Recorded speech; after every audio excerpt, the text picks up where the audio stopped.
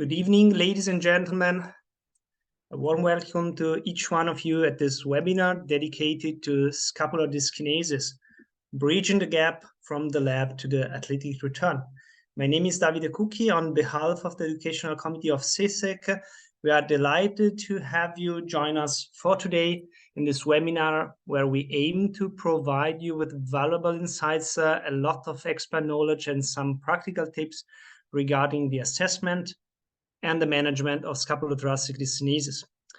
First of all, I want to express my gratitude for the SECEC office for the technical work behind this webinar and the organization behind it. And I hope everything will work well with the Zoom presentation. And additionally, I want to extend my thanks to EUSER and ICSET, two international physiotherapy societies who are supporting us with this webinar with two speakers, and their background will be very important to deal together with pathology. And finally, a great thank to the 5 world-class speakers who will bring us a lot of experience and expertise in this field tonight, and they will ensure there will be a great engaging and informative session. Through the webinar, we will first explore the anatomy and the physiology of the scapulothoracic region with Professor Stefano Gumina from Rome. We will then explore the work of the clinical examination with Professor Ben Kibler and Professor Van Tongel. And finally, we will have some practical tip from 2 physiotherapists, Dr. Elisabeth Andreasen and Dr. Solenn Gain, who will give us some good tips to address scapulothoracic dyskinesis. We encourage throughout the webinar your active participation. Feel free to ask the question using the chat or the Q&A function. We will deal with them and ask them to the speakers either directly after the talk or in some brief breaks between the third and the fourth and after the last presentation. Also, stay tuned till the end because SECEC has recently launched the Best Participant Competition. This is a competition where you have the chance to win a free Congress registration for the SECEC Congress in Munich. So toward the end of each virtual event, including this one, some question will be asked, and the participant who in the end will have the highest score will win the complimentary registration.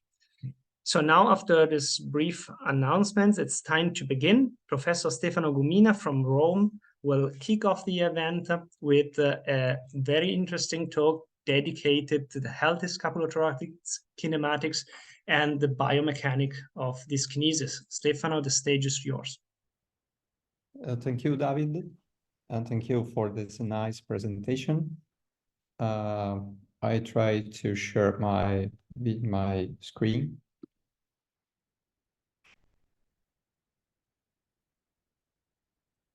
Okay. Good morning, Mr. Chairman. Good morning to the audience. I'm Professor Gumina from Italy, Rome.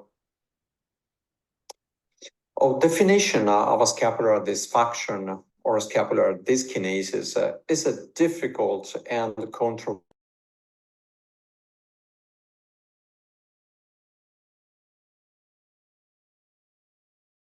dysrhythmia, premature or excessive or stuttering motion during elevation and lowering, and it can be caused by several factors. As you know, altered scapulothoracic and glenohumeral movements have been documented in impairments of long thoracic, spinal accessory, dorsal scapular, and suprascapular nerves. Be warned, scapular dyskinesis may be commonly present in asymptomatic subjects. A deformity of the vertebral spine can simulate the presence of scapular thoracic dyskinesis, while instead it is only the expression of a deformity of the rib cage. Talking about a malfunction of the thoracic scapula means having in mind the possible role of all the muscles that control its movement. not all movements of the scapula involve a concomitant movement of the glenohumeral joint. The elevation of the scapula is produced by the upper trapezius, levator scapula, and you can see here the upper trapezius, the rhomboids, and levator scapula.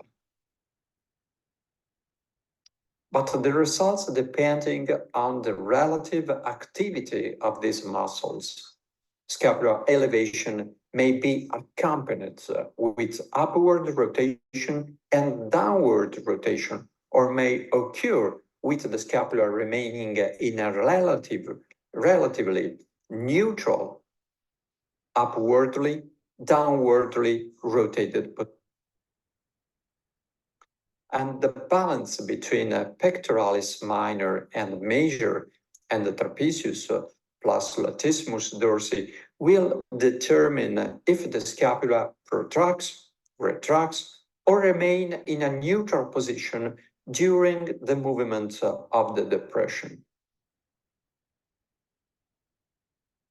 And scapular protraction is produced by pectoralis minor and major and the serratus anterior, but on the basis of their activity, other scapular movements may occur simultaneously. If the pectoralis minor and major muscles dominate the motion, the scapular protraction will be accompanied by scapular downward rotation, internal rotation, and anterior tilt. Conversely, orientation of the serratus anterior muscles allows it to upwardly rotate, externally rotate, and posteriorly. Having said that, try to think about the effects of the attachment of the pectoralis minor during the lateral shape procedure. In the protraction, the serratus anterior will prevail, which will facilitate upward rotation, external rotation, and posterior tilt. And this is our work on these effects. We observed scapular dyskinesis in 25% of patients who underwent a lateral shape procedure, with dyskinesis affecting the clinic. For this reason, at the end of the lateral shape, we reinsert the pectoralis minor on the coracoid. And during the forward flexion, higher activity of the upper trapezius generates a type 2 dyskinesis according to Kibler classification.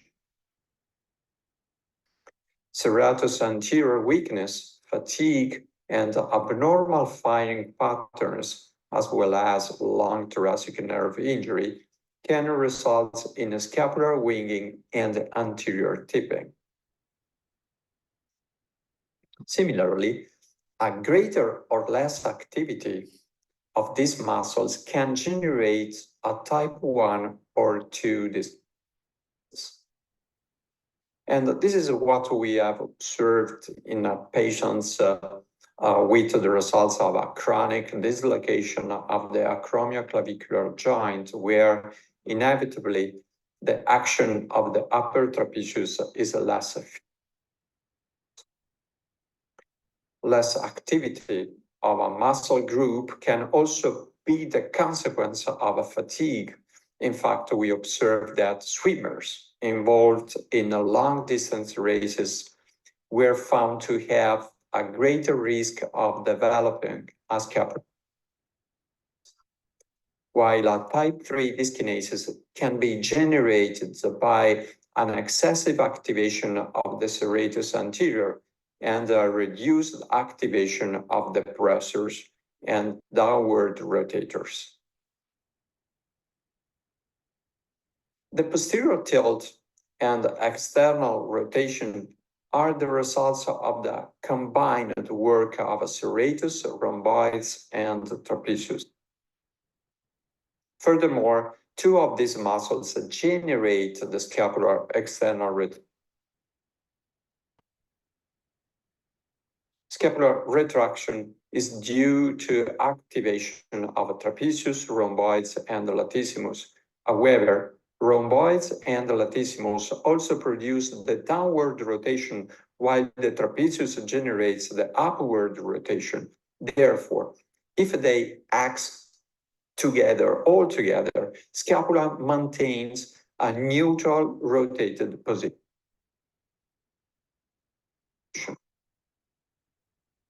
Upward rotation is the consequence of this muscle's activation. However, conflicting works appear in literature about the action of the middle trapezius.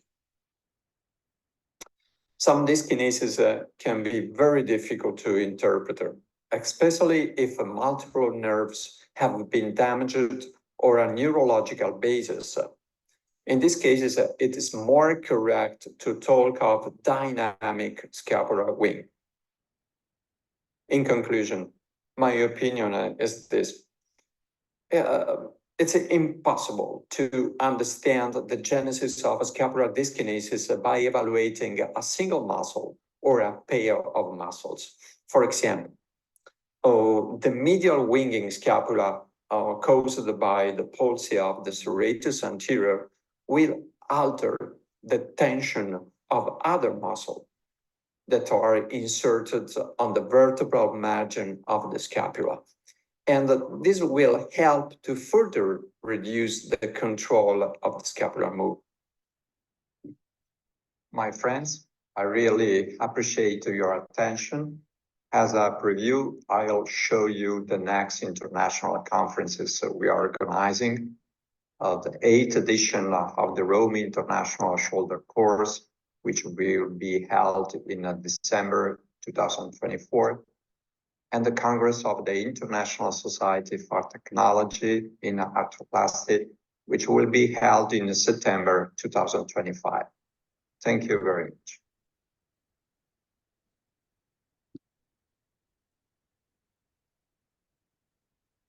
Thank you, Professor Gumina, for your great and very interesting presentation. For all those who connected right now or recently, do not hesitate to use the chat function or the Q&A function to ask questions. We will be ready to forward the questions to the speakers or to answer them directly on the question and answer area. I have a burning question for you, Stefano. You are a surgeon, and actually you demonstrated us also with beautiful anatomical videos that there is a very complex anatomy governing the scapulothoracic motion. Do you think that surgery does play a role at all in such a complex anatomy? Do we as surgeons have the possibility to really influence this? Oh, thank you. Thank you, David, for this nice question. In case of the palsy of the serratus anterior, the surgical neurolysis of the long thoracic nerve in the supraclavicular region has been reported as a treatment with satisfactory results, and the release of the distal part has also been reported. In patients in whom the palsy does not recover after, personally, I don't know, 18 months, 20 months, 24 months, I don't know, or where no recovery is noted with an EMG, transfer may be proposed, and in this case, the sternal head of the pectoral is measured with or without a portion of a bone, of the humeral bone, or with or without the fascia lata. In case of a spinal accessory nerve, and so with a trapezius palsy, the transfer of the lateral pectoral nerve to the spinal accessory nerve has been described for patients with chronic pain and in those with difficult raising the arm, an hidden and large treatment may be suggested. You know that you have to detach the rhomboids and the levator scapula, and you have to lateralize these muscles inside the infraspinatus fossa and along the scapular spine. It's a very, very complicated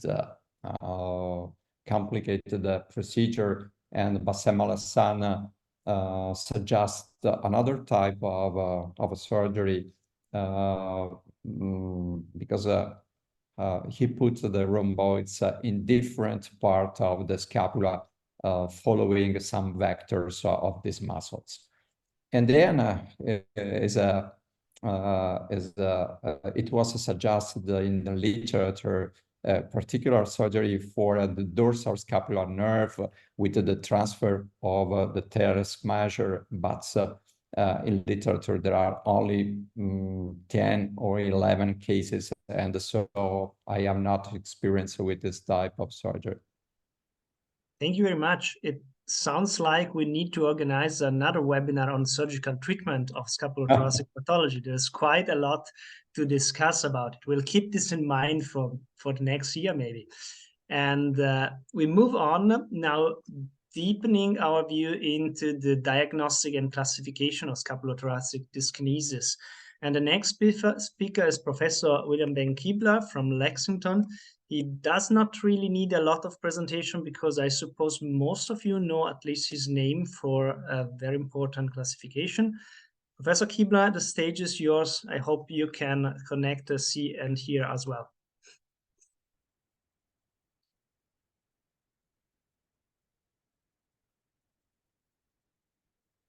You have to unmute your mic. There. Yes. Can you hear me now?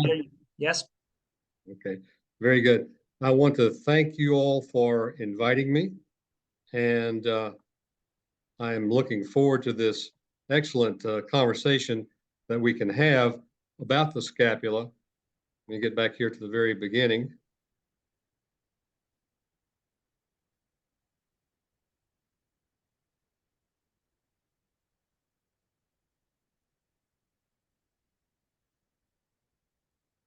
I've been asked to talk a little bit about the evaluation.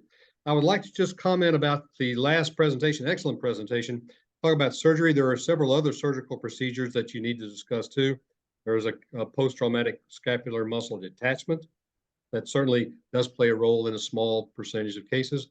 And then surgery is very important in those ones like internal derangement of the joints, things like this that actually cause a scapular dyskinesis as well. We can certainly talk about that in more detail. Let me go ahead and start with this right here. So my topic was evaluation of scapulothoracic kinematic changes in the clinical setting. And so we're going to look at a little bit about observation, some wearable devices, and then the clinical consequences. So as has been mentioned, the scapulothoracic kinematics, the goal is to place the arm and the hand in a functional position, wherever it happens to be in three-dimensional space.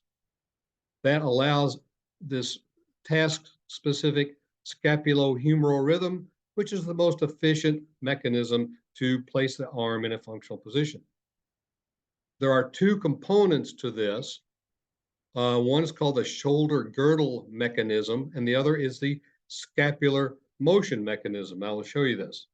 So the shoulder girdle mechanism involves movement of the scapula and clavicle, and at certain points of the motion, they are mechanically linked as into one segment called the claviscapula. And the purpose of this is to place the scapula and the arm in the correct position. The scapula has to deliver the arm to the position that is necessary to make it work. This shows very well that if you do not move the scapula, there's limited ability of the arm to move. The worst case example was already mentioned, that long thoracic nerve palsy, where the scapula cannot be moved by the serratus anterior. You cannot raise the arm high enough to do functional overhead tasks.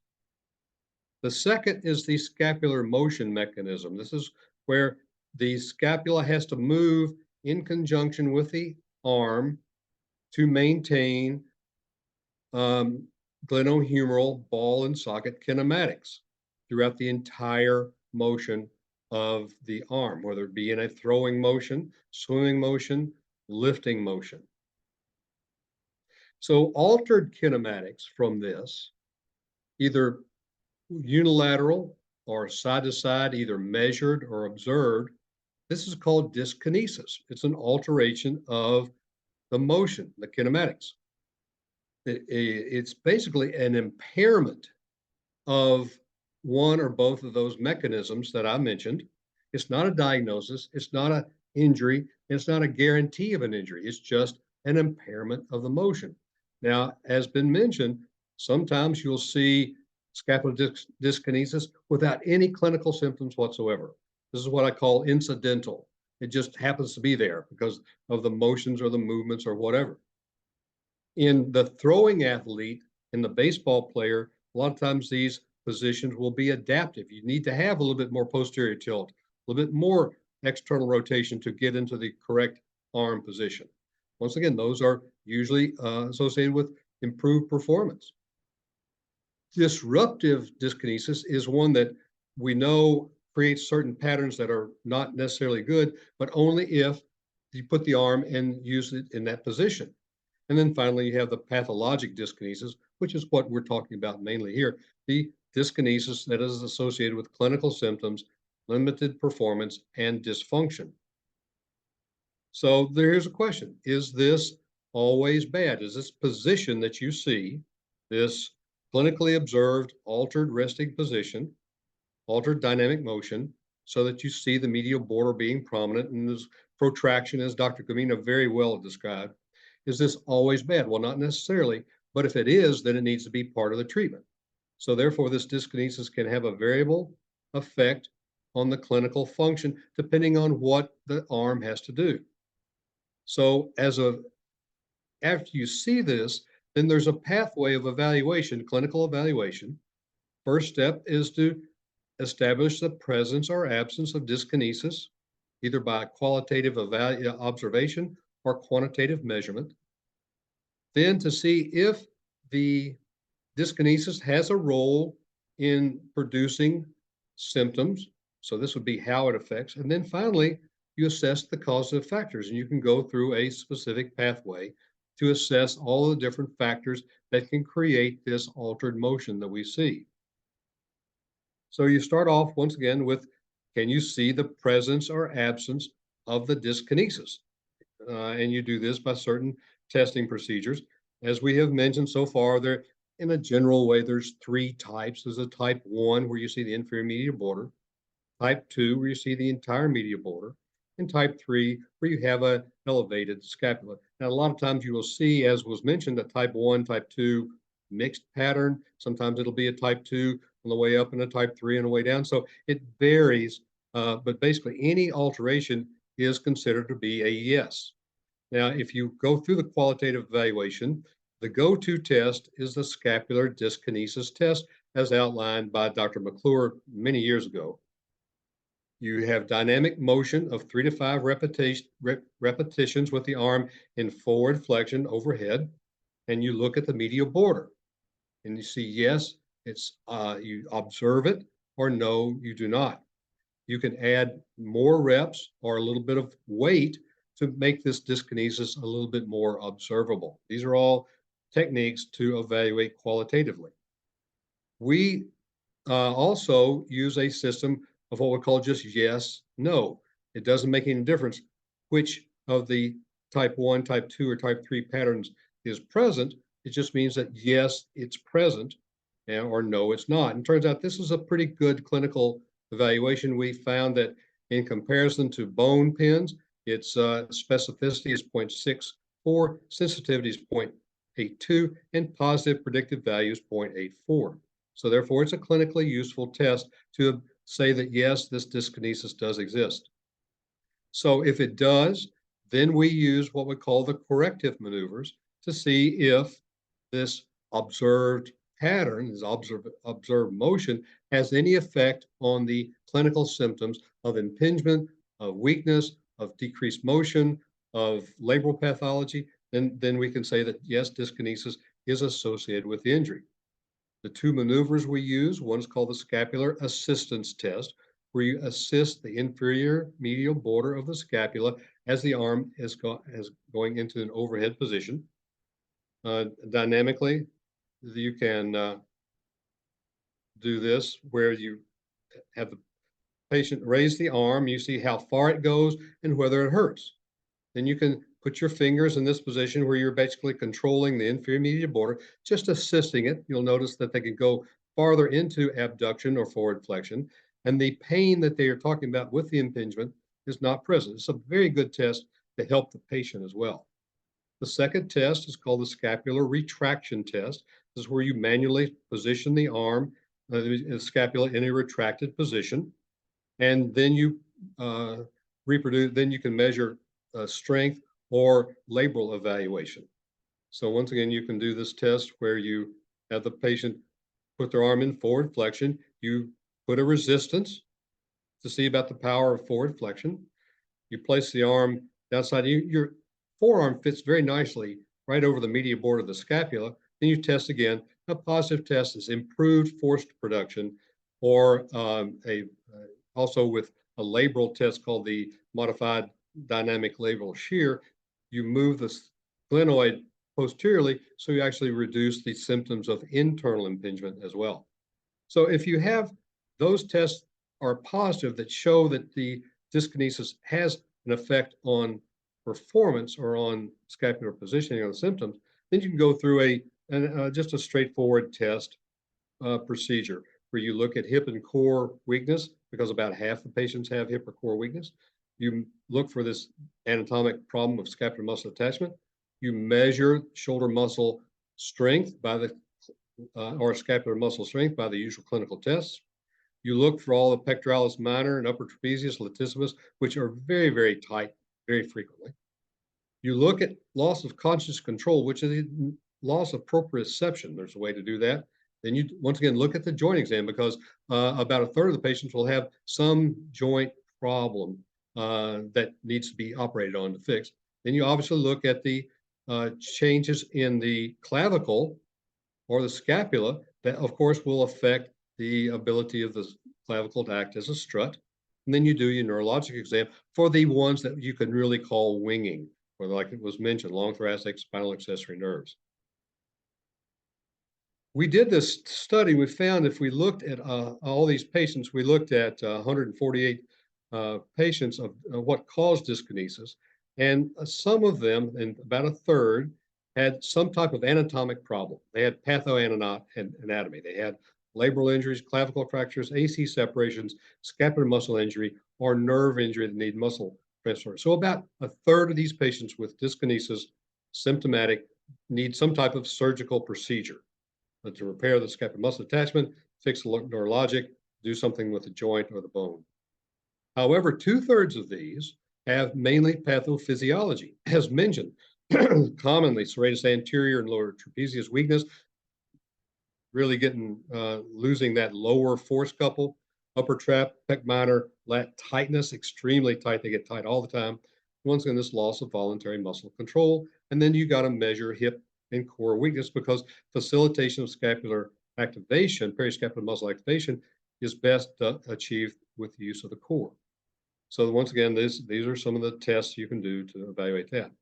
There are coming up now some quantitative assessments. We use this test called this technique called this show motion. It's an accelerometer tracking device, and it can measure the three posterior, the tilt, rotation, upper downward rotation. And this is in a patient here that's asymptomatic. Normally you see that the curves overlap very nicely. This is a throwing patient with a right shoulder injury. You see that it loses posterior tilt at 90 degrees, and it loses external rotation at 90 degrees, showing the deficits and the loss of motion that is associated with the clinical symptoms of pain in the throwing arm. So we're coming along with that pretty nice. Once again, very general strategies. You want to optimize the scapular border control within retraction using core stability and integrated core scapular activities. You want to optimize general glenohumeral rotation because the tightness can affect the scapular motion.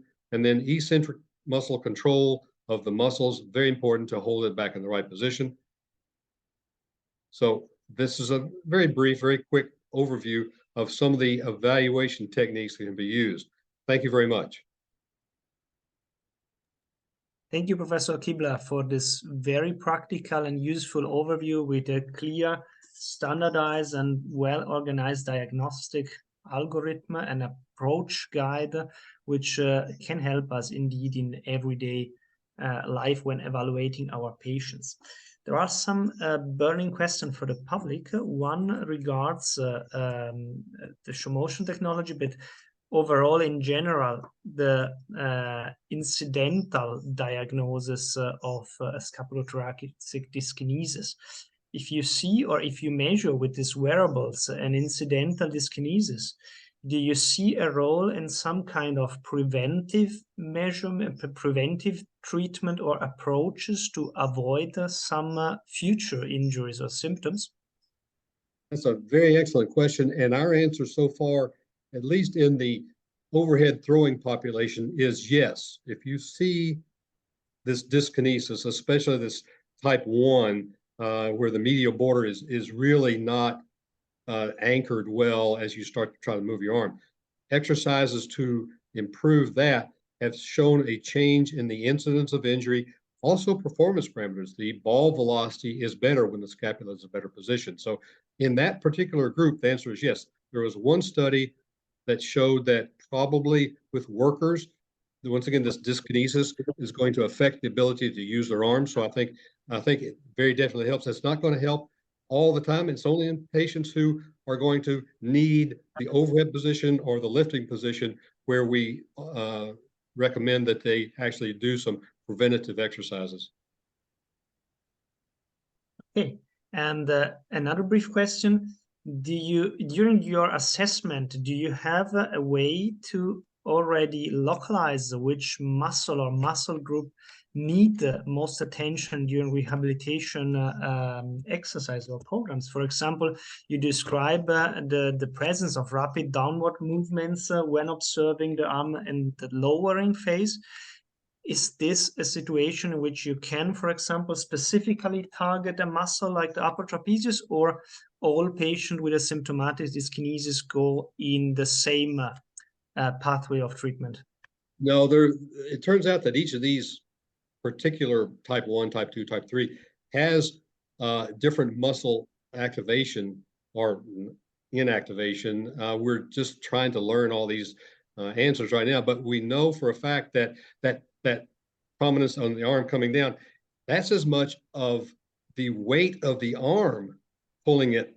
And that means that the serratus is by far the weakest of those, especially the serratus anterior lower part, but the rhomboids have an effect there. The prominence, the type 1 prominence is very commonly, once again, a serratus problem with a pectoralis minor tightness, as Dr. Gumina mentioned. Finally, the type 2, the rhomboids, but the lower trapezius, exactly right. The lower trapezius is an external rotator. And so if you see that entire medial border prominent, then that means that lower trapezius and middle trapezius are not doing their job well. So we can kind of put those patterns into upper trapezius is associated with that type 3. That's a general pattern. We're trying to get more and more information. And that's why, for example, coming up and coming down, they may have different patterns because different muscles are being asked to be activated to control the border and especially the loads. Thank you very much. As we hear, we are moving more and more into the details. And now we fly back to Europe again. Professor Alexander van Tongel will give us some hints, some glimpse into the future about the evaluation of the scapulothoracic kinematics, which is still not for everyone, that of the research setting with trackers, EMG, CTs, and beyond. Thank you, Alexander. Thank you very much. Thank you for the invitation. Indeed, I will discuss a little bit how we measure the kinematics in a research setting. And first of all, I also want to thank Dominic to help me with this presentation. So first of all, the definition, if we look to kinematics, what is kinematics? Well, it is the study of geometrical and time-dependent aspects of motion, but it's important to mention it's without analyzing the forces causing this motion. So it's not analyzing the muscle forces, it's just describing the motion. All right, and if we look to the motion, there are 6 degrees of freedom. There are 3 rotations and 3 translations. So if we specifically look to how we can describe the scapular motion, it's important that we all use the same kind of language. So several years ago, the International Society of Biomechanics proposed a joint coordinate system. So this way we can all describe the motion in the same direction. So what do you need for a joint coordinate system? You need some bony landmarks. And then you need to have a coordinate system to say which direction is the x-axis, which direction is the y-axis, and which direction is the z-axis. And at the end, you also need to define the terminology for the different joint of motions. If you look to the motion of the scapula compared to the thorax, most of the time we are looking to rotations, not that much to translations. And we can discuss the anterior or posterior tilt of the scapula compared to the thorax. Next, we can discuss the medial or downward rotation. Some people are using medial rotation, other people are using downward rotation, but it's the same situation. Or you can have the lateral or upward rotation. And then you can have the retraction, what's also called the internal rotation, and you have the protraction, what's called the external rotation. But now we want to measure it. We want to measure this 3D kinematics in the lab, and there are several options that we can use to measure this on a scientific way. So the most used option is the optical motion tracking device. It's called the gold standards. It's like Vicon or Qualisys or OptiTrack. So what is it using? It's using reflective markers that are put on several spots. And we're using the high-speed camera, and this high-speed camera can evaluate the movement of these reflective markers into space. It can be skin mounted or it can be bone pin mounted, and it can be used in vivo or in a cadaver setting. It's very important that it has been that you need to do a calibration and it stays in like this for the rest of your research, because when you're moving a little bit your camera, for example, it will give you complete different analysis. And so this is the reason why it's been used with the trained personnel. So this is, for example, an evaluation of a scapulothoracic motion in primates. That's another study that we're performing. So this is a bone pin fixation, and the other one is with a skin marked fixation where you can see all the markers on the skin. One of the questions, of course, is what is the influence of the skin? Well, we certainly will have some artifacts because the skin is not moving perfectly with the bone. So I think this was a very interesting study of a group that put in some skin marks onto the typical markers where we put our markers on the scapula, and then they had a CT scan in a neutral position and in an elevated position, and they looked what is the difference. So you can see the optical motion is certainly working in the same way, and it can describe the upward rotation, internal rotation, and the posterior tilting during the normal motion, but it has less rotation than it's really when it's based on the bone-based situation on the CT scan. So that's important when we evaluate this rotation in a research setting. Another possibility is the electronic magnetic device, and this it utilizes a receiver within an electronic magnetic field to compute positions and orientation of the body segments in space. It can also be used with a bone pin or skin mounted, and it can be used wired or wireless, like flock of birds. Bird is one of the systems. It's used less and less, in my opinion. It's very dependent. It has a little bit more errors than the optical motion. If you're further away from the receiver, there will be more standard deviation. And if you're also in a ferromagnetic environment, it will also have an influence on the outcome. So the third one is the biplane fluoroscopy. So first of all, you take a CT scan of the scapula, and then you using a biplane fluoroscopy to evaluate the motion of the scapula onto the thorax.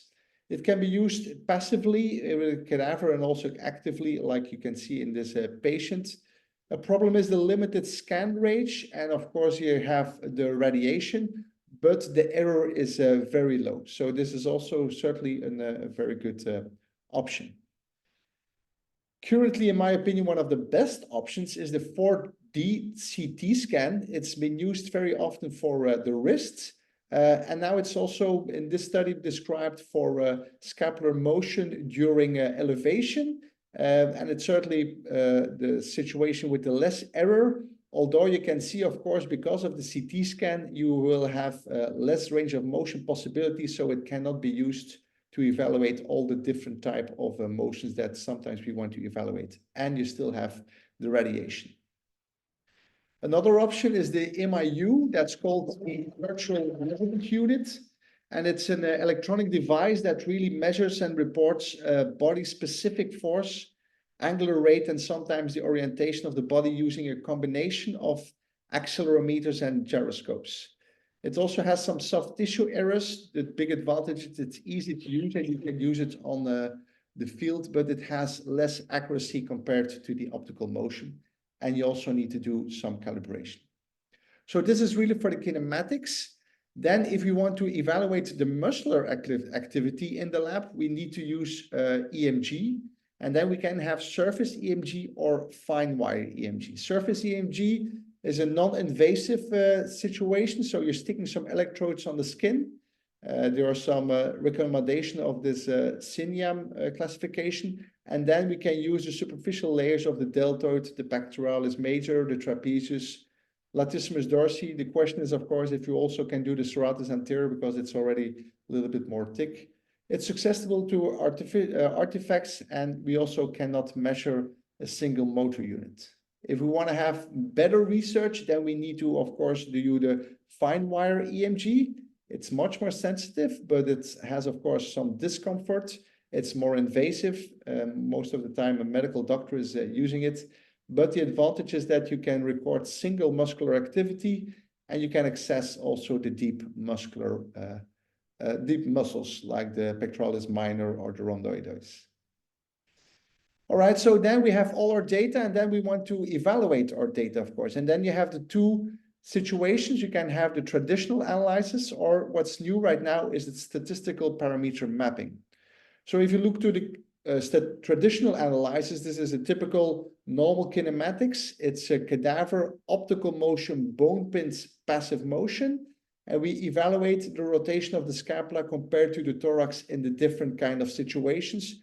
And you can see, for example, in the elevation, we can see some posterior tilt, some lateral rotation, and some retraction of the scapula. So this is a typical normal kinematics. Then if we want to see, for example, the pathological kinematics, this is another study that we performed. It's a cadaver optical motion, passive motion, and it's before and after the section of the AC and the CC ligaments. And we evaluated the rotation of the scapula compared to the thorax before and after. And then you can see, for example, for the posterior tilt, there is no significant difference in the beginning, but during protraction, you can see there is much more anterior tilting. You can also do the traditional analysis for the EMG. You can have here the evaluation of the latissimus dorsi, of the posterior deltoid, the anterior deltoid, and you can have an average of the global movement at a specific moment. But currently what's much more used is this SPM, it's statistical parameter mapping. For example, this is an in vivo optical motion, skin-based active motion in patients with and without EDS. And then we can compare the difference between these two groups, and we can really compare in which period of the time there is a statistical difference. So if you look here, if you look to the first screen, it's a little bit difficult to see, is there really a statistical difference? But if you look to the statistical parameter mapper, you can see that during the elevation, it's statistical difference between 40 and 70% of the time during evaluation. So it gives a better idea of what is the problem. You can also use the same statistical parameter mapping for EMG. For example, this is an evaluation of the lower trapezius during the frontal plane elevation and the sagittal plane elevation. Again, if you look to the left one, you can see there is a difference, but it's not really clear when is this difference significant. If you use the statistical pair mapping, you can see if it's underneath or below 3.5, you can see that there is a statistical difference only between 10 and 20% of the time of the trapezius. For the rest, it's the same. And then we can start to make a combination of this two with the research of the kinematics and see when there is a statistical difference in the kinematics and a research of the EMG, and then we can have a combination. That's a lot of statistical analysis, of course, but at the end, the ultimate goal is to see what kind of evaluation can we make and can we give some advice to people on the field what they need to do. So for example, these are 4 different tests, but if we look in which test works the best, then for example, in this study, we saw that 4 patients with increased internal rotation, 2 of this test doesn't really help because they already had some internal rotation. So we need to have situations where we do a testing with more external rotation. So this is probably the future for better advice for our exercises that we do. So to conclude, there are certainly several possibilities to evaluate the kinematics of the scapula, everything with its advantages and disadvantages. If you want to use the muscular activity during our research, we need to use surface or fine wire EMG. And I think currently, if we want to evaluate the correlation between the kinematics and the muscular activity, we need to use this SPM analysis that can help us to have a better idea of our treatment protocols in the future. Thank you very much. Thank you very much, Alexander. A very, very detailed presentation on what will probably come in the next years as available research results for all of you. And what do you think will be the next technology which will become available for the broad public, like coming out from the lab? What we're doing right now, that's with another colleague from me in my department. He has already a lot of experience in the hip. Is that really based on the morphology of the patient? We know what kind of morphology the morphology of the bone, and because of we know the movements when they're going to evaluate just a normal motion, because based on the skin, we will know what's going to be the motion of the bone that's underneath. I think that's the next step we will need to do. So we don't need any bone markers anymore, any bone pins anymore, but because of the skin motion, we will be able to see the bone motion. And that's a quite important and relevant aspect, because we are moving farther away from invasive methods. Bone pins, we're going to leave them. EMG is moving to surface, so we are abandoning radiation for skin-based techniques, and this could indeed be a very important technology for the future for clinical use. Just to give you a brief update, we have approximately 160 people connected. More or less half of them are surgeons, half of them are physiotherapists. That's a great number. And some 10 people do not belong to either one of the 2 categories. So you are going now to see a bit who's in the webinar now. And feel free to ask questions. As you see, we answer some of them directly on the chat. The other one will be forwarded to our public. Another question that I have for Alexander is when you are investigating the muscular activation, which muscle do you suggest as a core set, first of all? Usually, we know it's the most important involved are the trapezius and the serratus, but there are up to 17 muscles controlling the scapular kinematic. And so it's quite difficult also for a research setting to choose the right ones. Do you have a suggestion for this on this point? I think indeed the trapezius and the serratus are clearly the most important ones. The trapezius we can measure easily with surface EMG. The serratus is a little bit more difficult. The same like the discussion that Stefano did, the pectoralis minor, how important is it? We certainly see that there is hypertension of the pectoralis minor that can have an influence on the scapular motion. I think these three are probably the most important ones together with the rhomboides. Which are not so easy to get on surface EMG. Yes, that's true. Yeah. Okay, and last question before we move to the practical half of the talk. What do you think it is the role in the number of repetitions during EMG analysis? Do you observe some kind of muscular alteration after repeating some movements, like a fatigue of the muscles? Does this has a role, or maybe does this also trigger some specific interventions, or what you observe in the first cycles of an EMG analysis is enough? Well, we've always first tried to do some exercises as a training for the person that's doing the test. First of all, to make sure that they know how to do the repetition, that they know how to do the same test all over and over again. Because we're doing a lot of tests, most of the time, it's not always in the same movement. It's not that easy to have a repetition of 20 tests to see really the fatigue. So currently we're focusing a lot on the scapular kinematics and the EMG of 3 or 4 movements after just a few trainings of 2 or 3 movements. But I don't think 3 or 4 movements really will induce a lot of fatigue. Okay, and a question also for Professor Kibler. Before investigating and evaluating clinically the kinematics, do you let the patient do a set of repetition or warm up, or it is enough for you to observe the scapulothoracic kinematic and see the dyskinesis?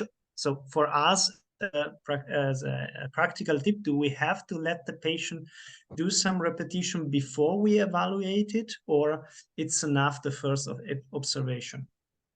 That's a very good question. Most of the time, we have them do a few repetitions to warm up so they get the motion that we want them to get. It's very interesting that a lot of times when you have them do 10 repetitions of forward flexion, by that 6th or 7th repetition, you're starting to see the muscles not work well. And you'll see that the serratus very quickly fatigues. So after about the 4th or 5th repetition, you can observe the scapular dyskinesis starting to occur. You put a little weight in it, a little bit better, but I don't let them do 20 repetitions before this. I just like to see what they can do during say the 10 repetitions. Okay, thank you very much. We move a bit to the practical part of our evening. We are already going into a bit deeper. How do we deal with the patient? How do we look at their shoulders? How do we let them move?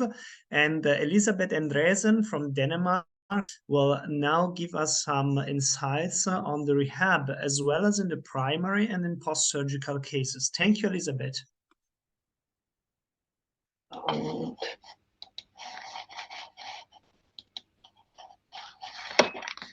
Nu kan jeg selvfølgelig ikke finde mine.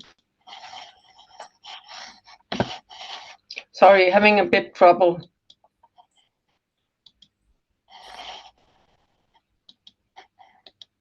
Here we go. So, yes, thank you for the opportunity to share our experience in rehabilitation of scapular dyskinesis. My name is Elisabeth, and I've been working as one of 3 physios in the shoulder and elbow unit at Aalborg University Hospital since 2006. We see outpatient to individual examination and rehabilitation in a very good and close cooperation with our 3 surgeons. Our interest in rehabilitation of patients with scapular dyskinesis started with the rehabilitation of scapula lata, with the concept of specific exercises often combined with the use of a special orthosis, so I have included these patients in my presentation.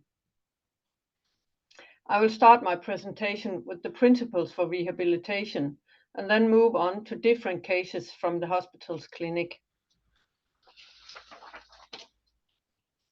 The patient we see at the university hospital might have failed rehab before. So for us, the most important issue is patient education and shared decision-making regarding the rehabilitation. All our exercises are based on the wonderful EMG work from all our colleagues. Weak muscles are strengthened by specific exercises, but as the scapular muscles and the cuff muscles work as synergists, the exercises are combined, targeting both, but with focus on either the cuff or the scapular muscle. As much as possible, we do use task-specific exercises. I have here an example of an exercise with more than one goal: active bilateral external rotation during flexion, where open hand exercise activate the middle trapezius and latissimus more than closed hand, which favor the rotator cuff muscle. So if we want to address the scapular muscle more than the cuff, we do open hand and often a step up to further facilitate trapezius and the core muscle.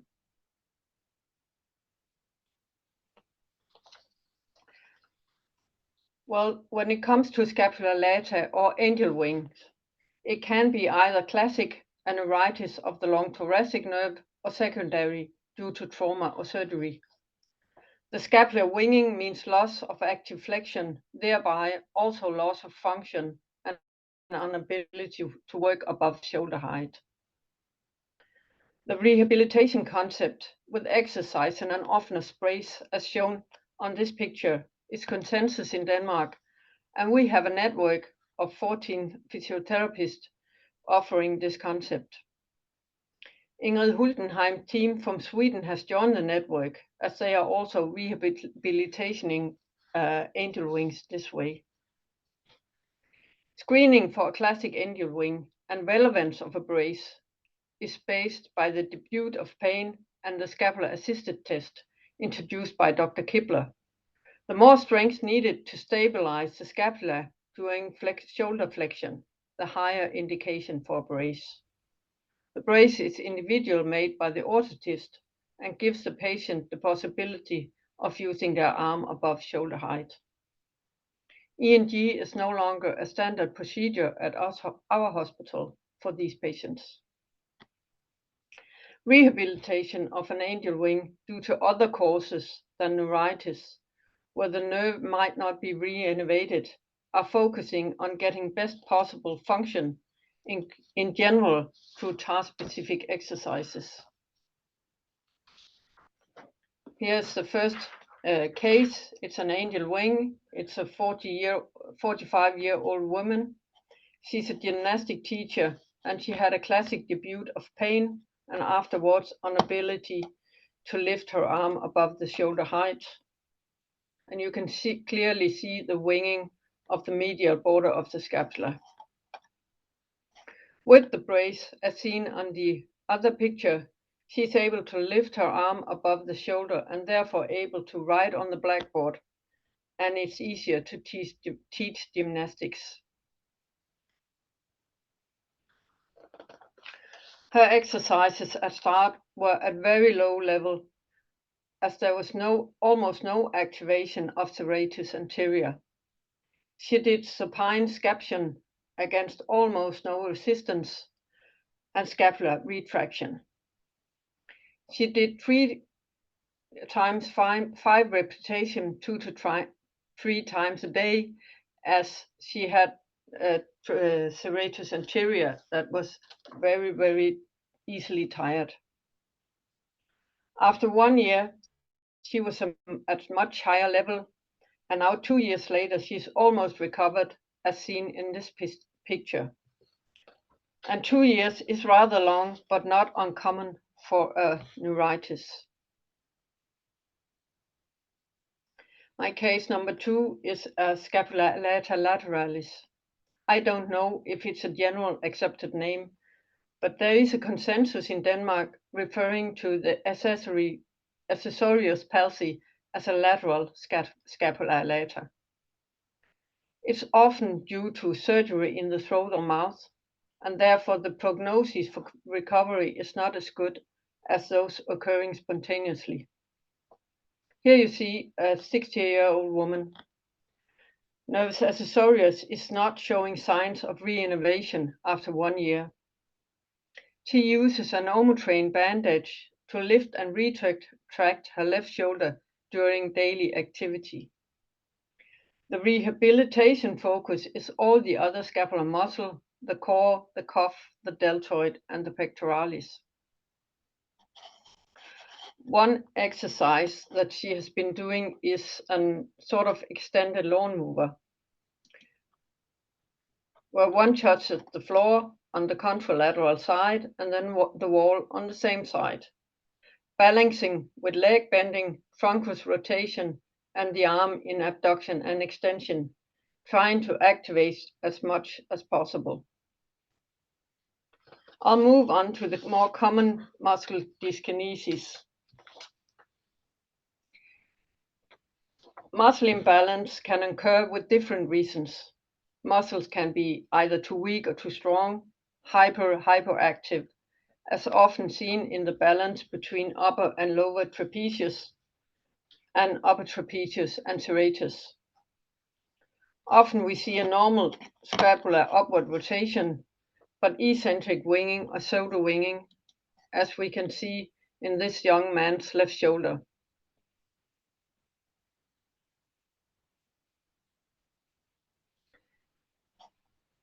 He's a classic example of scapular dyskinesis.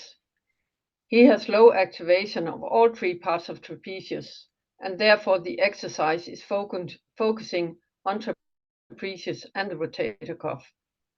In our examination, we look for, does activating the posterior cuff change the moving pattern?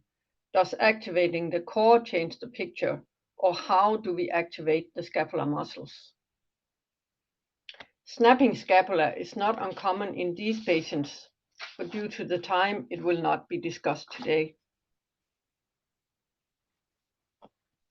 My third case is a 20-year-old right-handed male.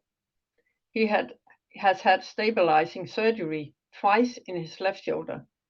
Being doing okay, had a small trauma where his left shoulder was pushed forward, had a bit of pain, no more, but 2 weeks later, his left shoulder reluxated during unloaded but fast abduction.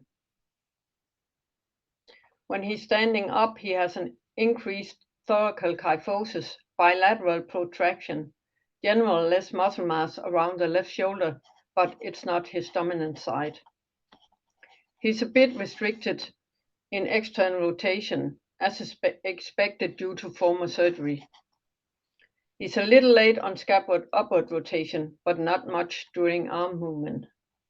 But when you see him external rotate, he has a weak posterior cuff bilaterally. On the right side, if I can get the right side going, on the right side, you can see that his scapula compensate with upward rotation, but on the left side, his scapula doesn't help him at all. He has a loss of scapular stabilization and a lack of upward rotation. Screening for trapezius showed an early activation of the upper trapezius, but decreased activation of the medial and inferior part. Serratus showed good strength, but late activation. So he has scapular dyskinesis combined with his rotator cuff weakness. His first exercises are partly supported external rotation and scaption against a rubber band. It's right now too early in the rehabilitation to say if we can get him going or if he will need a Bristol attaché in time. My last case is a female. It's also a case with anterior instability, but it's a totally different story. Unfortunately, I have no pictures of her. She's only 20 years old, but she has a long history of instability problems. She had stabilizing surgery in 2010, but has recurrent instability. She describes an épaulé shoulder, and she has to have help to have repaced her shoulder from a doctor in primary care, but we do not have an MRI or an X-ray where she is luxated.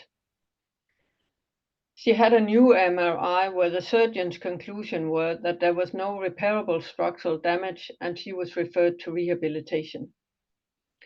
She is hypermobile and she is multidirectional instability. The cuff is weak and the scapular muscles are not stabilizing her during movement at all.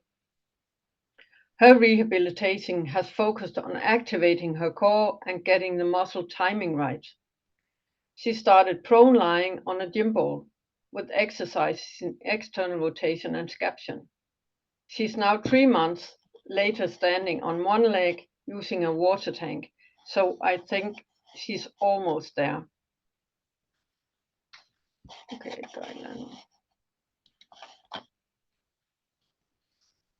sorry.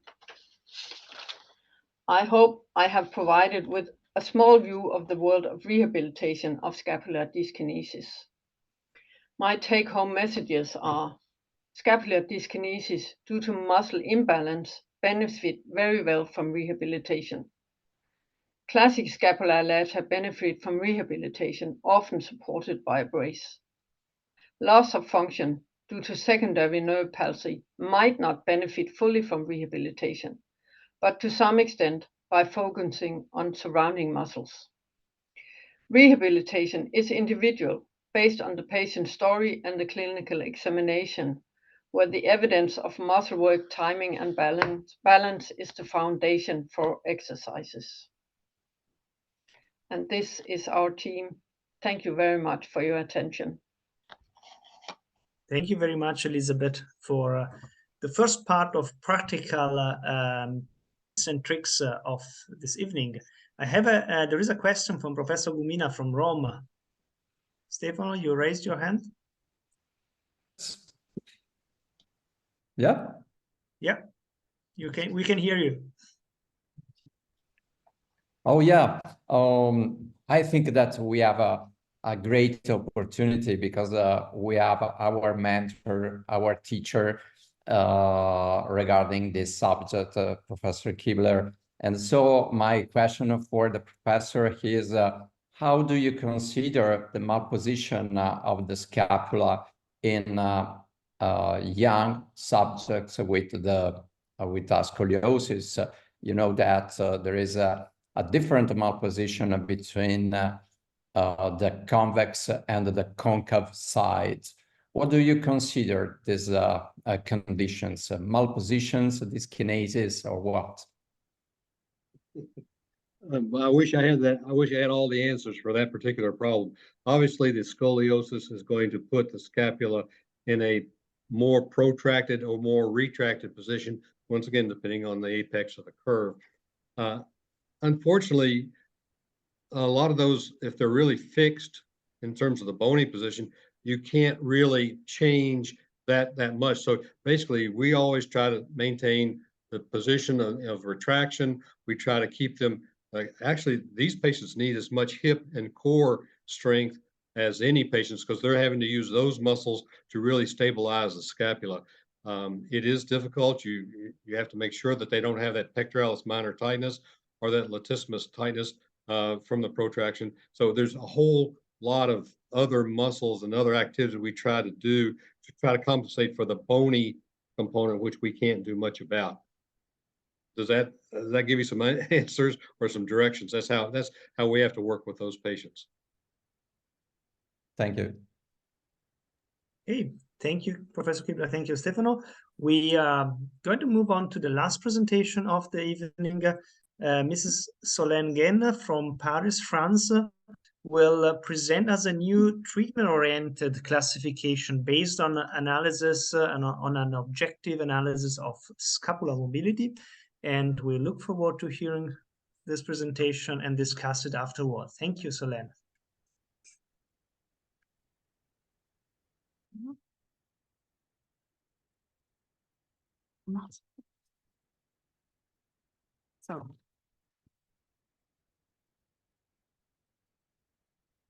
So thank you very much for inviting me to this webinar.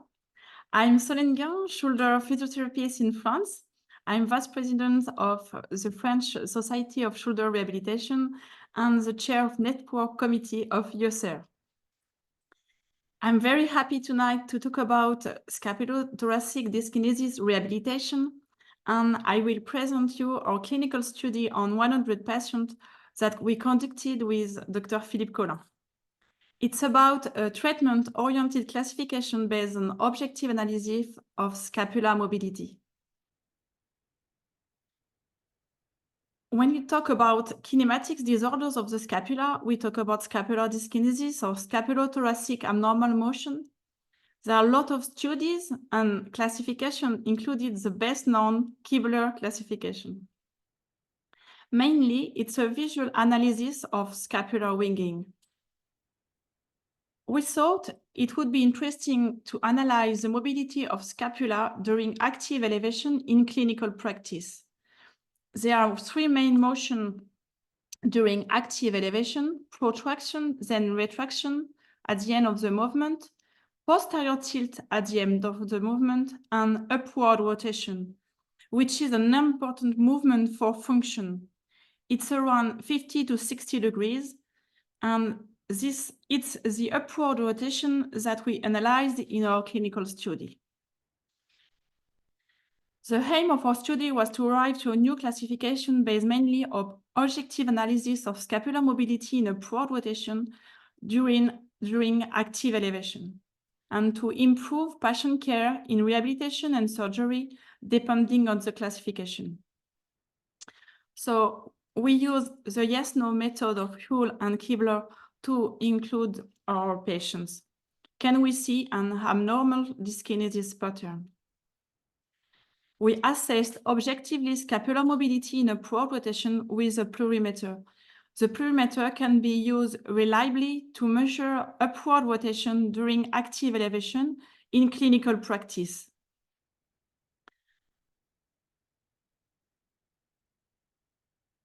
We assessed also passive and active range of motion. We observed the scapular stability. Is there winging forward, backward, or both? And we used specific tests described by Kibler: scapular assistance test, scapular retraction test, and a slightly modified scapular retraction test during movement. Here are the results of our study.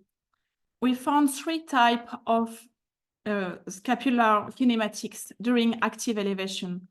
Hypokinesia for the first three groups. This is scapular upward rotation deficit, and three groups depending on the etiology.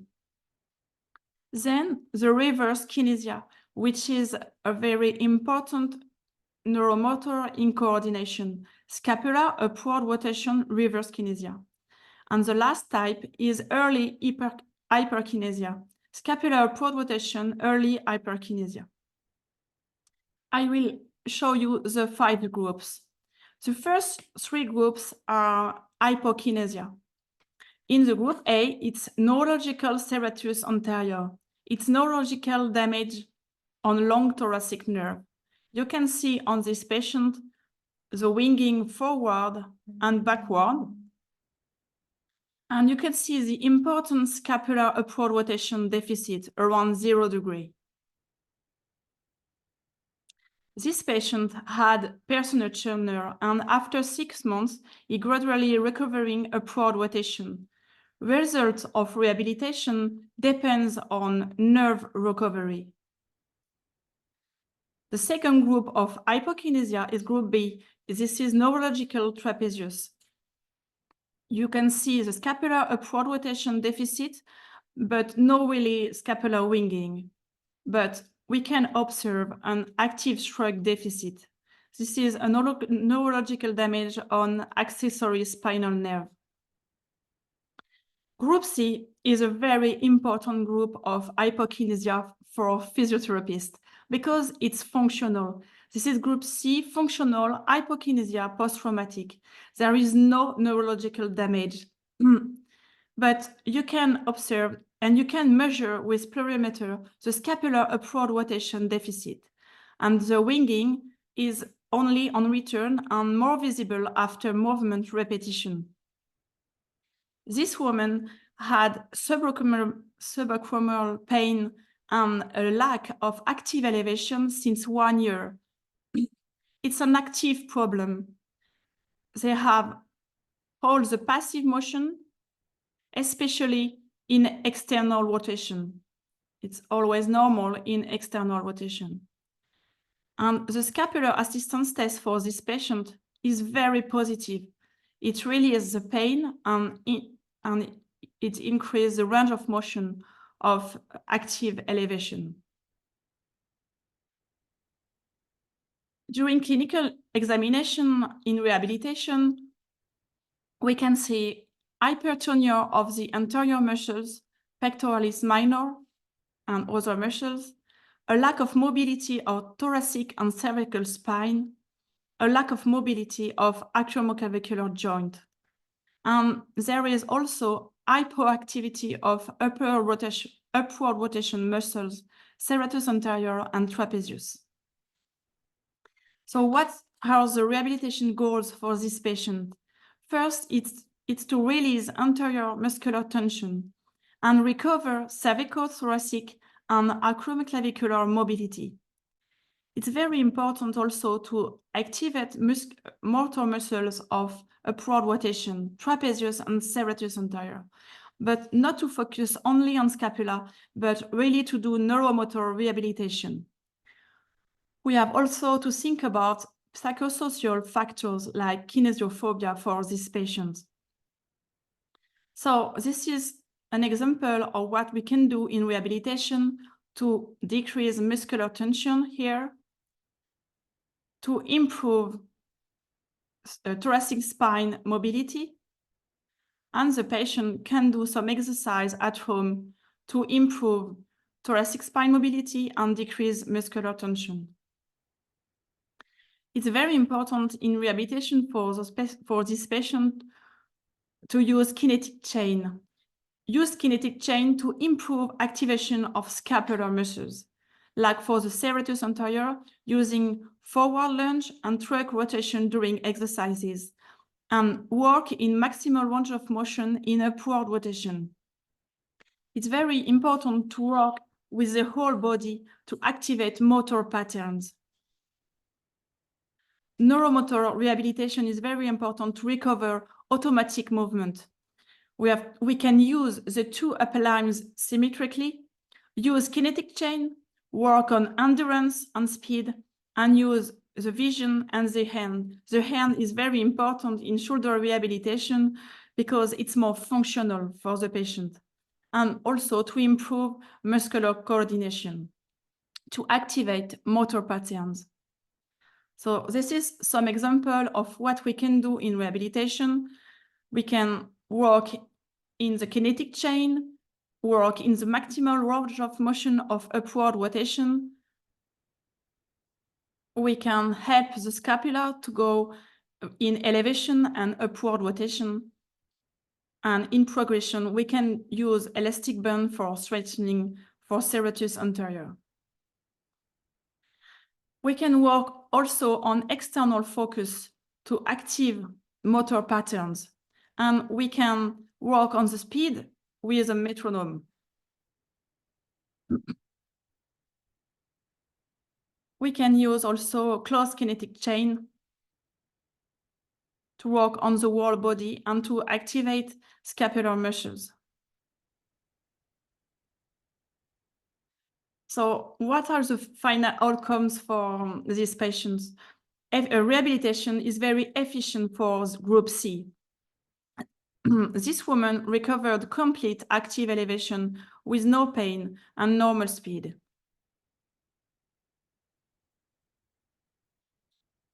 The fourth group is group D. It's reverse kinesia. This is very important for physiotherapists too, because it's no neurological damage. It's functional. It's a very important neuromotor in coordination. The scapula at the beginning goes downward in downward rotation instead of upward. And we can see the winging of inferior angle of the scapula.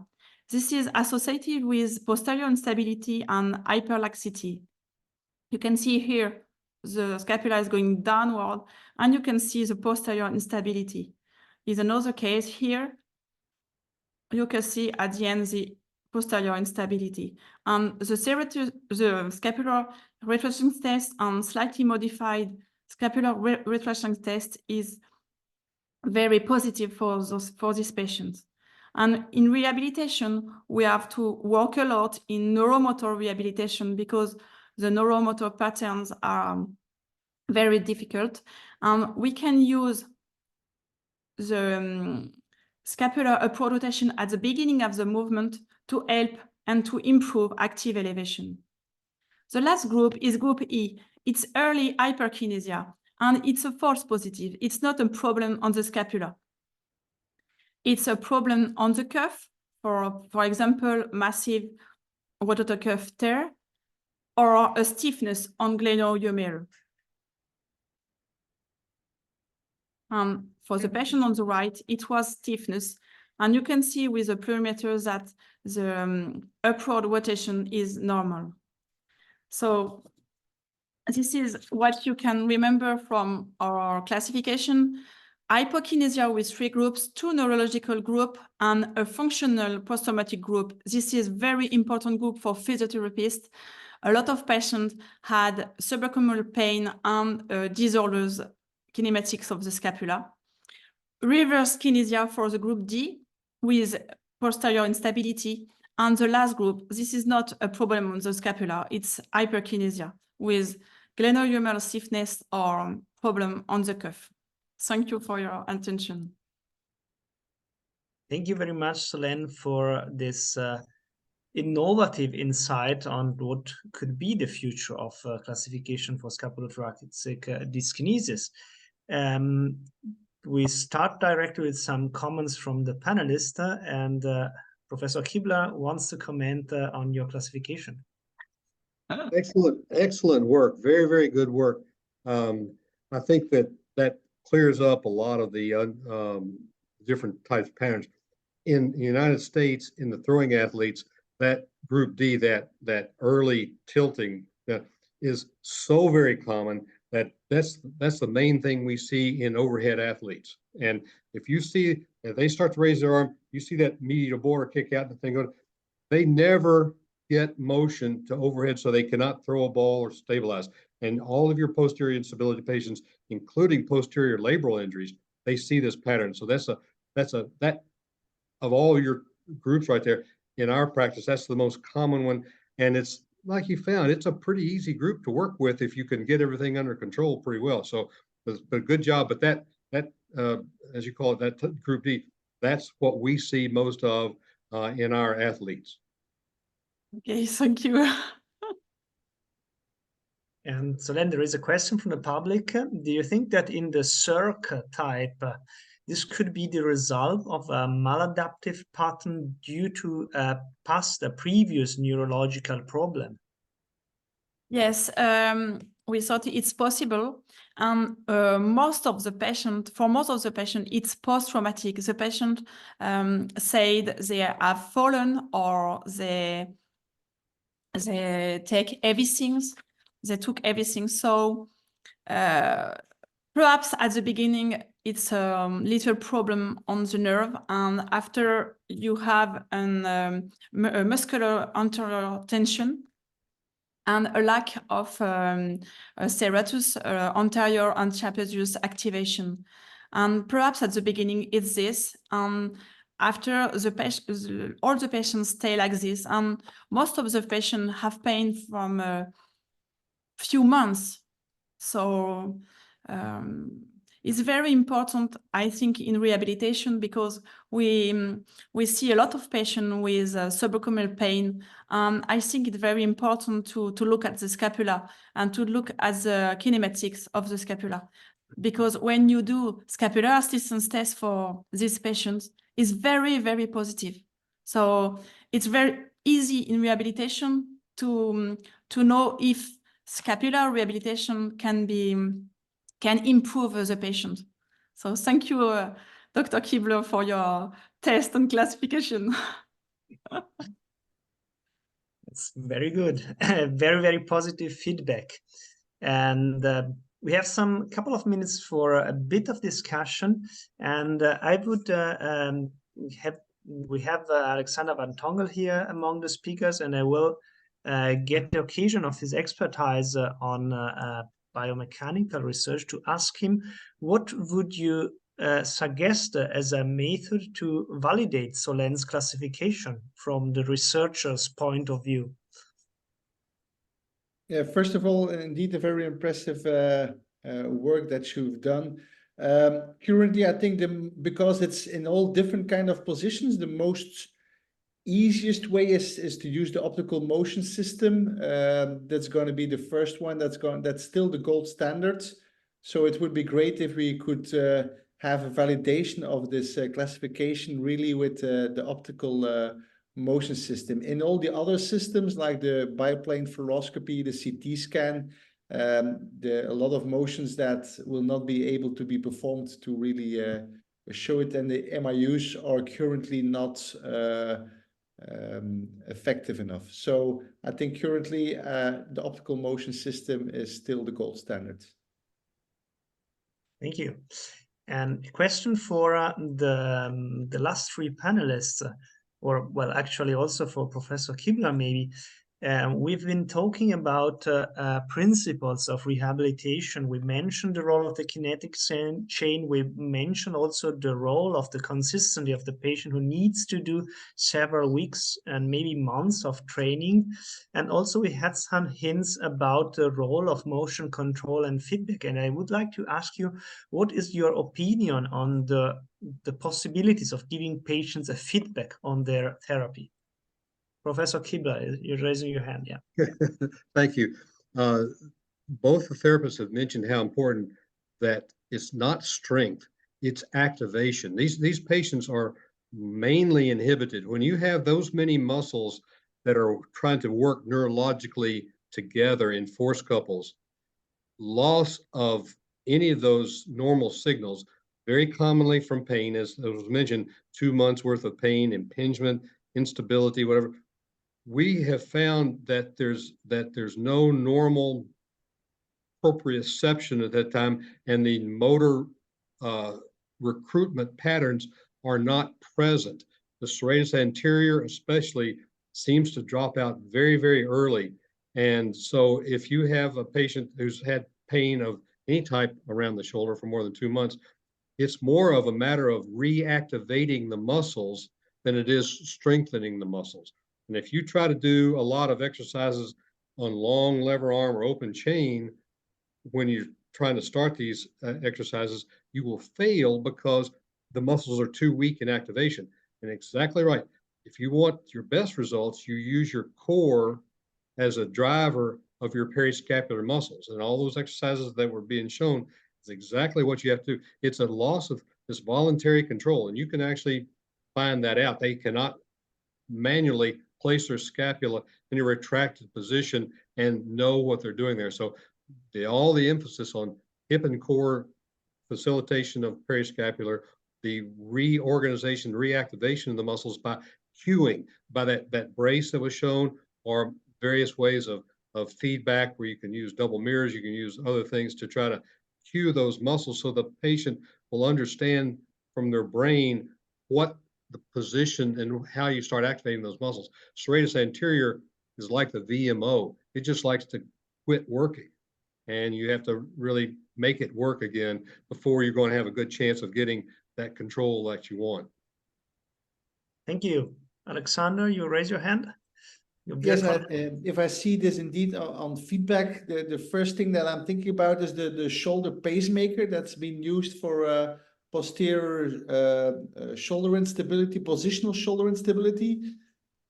If I'm correct, it's some kind of MIU that when you're leveling up your arm, it gives a tensioning on the infraspinatus, and it makes sure that you're retracting your shoulder better. So I don't think it's maybe only need to be used in this type of a posterior positional instability, but maybe it can also be used in scapular dyskinesia as a feedback. So I can see that Ben is also trying to answer this question. No, yeah. You're exactly right. I'm a consultant with this firm. The show motion is the device I showed the IMUs that actually can quantitate some of that motion. In use with that show motion and the pacemaker, it can help to, once again, to reorient us. So we use it in the scapula all the time. And there's a lot of work still to be done on that. But at this point in time, that's something external that can start activating the muscles as well. There's not one pattern that really works for all. You have to place the electrodes in certain positions, sometimes on the rhomboid, sometimes on the serratus, sometimes on the trap. So, but there is a lot of possibility with that as well. Thank you. Elizabeth, Solenn, what is your experience with feedback techniques or motion control elements? I think it's very important for posterior instability. And like you see in our classification, posterior instability can be associated with dyskinesis of the scapula. So we use this in our clinic. It's very interesting, but I think it's important, but we have also to work with all the body and with kinetic chain to do the both. Work with pacemaker and activate the kinetic chain on all the body during exercises. Because when you use kinetic chain, you activate scapular muscles. Elizabeth? Yes, I so much agree. And I think that the patient we see in the hospital, they often have done their exercise on too high level, and they have not had the chance to be guided well. So when we see them, we start them at a very low level, and we use mirrors, we use hands, we use telephones, we use everything to facilitate whatever we can to get them going, really. And I think that's one of the most important things, because every time you have a problem with scapular dyskinesis, you have the problem on your back. So you're unable to see what's going on. And therefore you need two mirrors to get a visual feedback. So everything, any way you can get another kind of feedback to get those muscles going will be the best we can do for them. Thank you very much.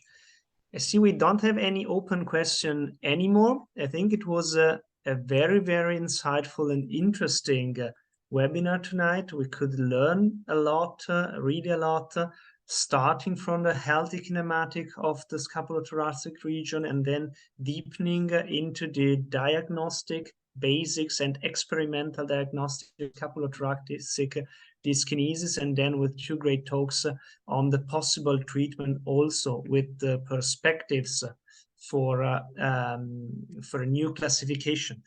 In the meantime, I can do some advertising about the next events of the SECEC. The next one is the surgeon-to-surgeon event. This is the possibility to take part in live surgery from remote with a quite famous and prominent surgeon, the president of our society currently, Philippe Colin, who's going to demonstrate an anatomical total shoulder arthroplasty. And then as a second event to keep in mind, the online shoulder on elbow school is giving us on a regular basis updates on different topics on shoulder and elbow surgery, and the last one on glenohumeral osteoarthritis with two very well-known mentors, Pascal Bollot and Alexander Lederman, and 5 young surgeons, is right now available online with the recording that you can watch again and again and learn from these masters. Yeah, I take the occasion to thank again all the speakers which took time to share their expertise, share their experience, their tips, their tricks. To thank you, the SECEC organization, for this perfect webinar with no technical problems and a very good connection from everyone. To thank USER and ICSET for the participation. It's great to see how the 3 societies with surgeons and with physiotherapists can work together. And thank all of you for taking part of this webinar. Have a nice evening, goodbye, and see you next time.